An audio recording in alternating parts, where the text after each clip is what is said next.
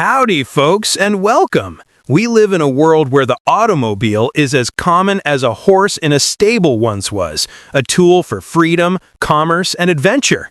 But cast your minds back just over a century, and this horseless carriage was a mysterious, noisy contraption often met with suspicion and awe. Today, we're not just telling a story, we're riding shotgun through history to uncover how this mechanical marvel came to be. We'll journey specifically through the pivotal American tale, where the dream of self-propelled transport truly transformed into a global reality. The seeds of the car were sown in Europe. The modern car's birth is marked in 1886 with Carl Benz in Germany. But here in the US, inventors were already tinkering, driven by the vast distances and entrepreneurial spirit of the American landscape. America was set to lead not by inventing the first car, but by mastering its practical application. The goal? Turn this novelty into something every family could own. The earliest practical gasoline cars came from Charles and Frank Duryea in Springfield, Massachusetts. They were pioneers in adapting the gasoline engine to a carriage frame, laying the first true tracks in America. The Duryea Motor Wagon Company sold the first commercially available American automobile in 1893. It was noisy, vibrated intensely, and required constant manual cranking and maintenance. Testing these machines was a public spectacle. Drivers navigated dusty, muddy roads with simple tillers, battling the elements and the skepticism of crowds. Every trip was an adventure. A pivotal moment was the 1895 Chicago Times-Herald race. Frank Duryea won America's first automotive race, proving the car was a viable winter transport option and capturing the public's imagination. While the Duryeas started the trend, Henry Ford redefined it. Working out of Detroit, the future Motor City, Ford envisioned a car for the masses, not just the wealthy elite.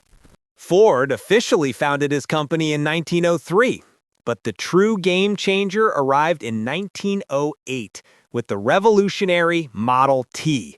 It wasn't just a car, it was an industrial innovation.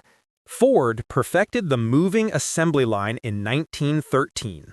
Workers specialized in simple tasks while the car frame moved past them. This radically cut production time from over 12 hours to less than 2. The result? The cost plummeted. By the 1920s, the price of a Model T was so low that the very workers building the car could afford one. The automobile was officially democratized in the USA. What was driving like? It was an active, manual struggle. Steering was heavy, and there was no power assistance or automatic transmission. It was a skilled craft, mastered by will and muscle. Starting the car often meant mastering the dangerous hand crank start, a move that could break an arm if the engine backfired. This brutal ritual began the fade in 1912 with Cadillac's electric self-starter. Beyond city limits, paved roads were rare. Drivers had to be self-sufficient, carrying spare parts, tools, and extra fuel for inevitable breakdowns. Every trip was an adventure into the unknown.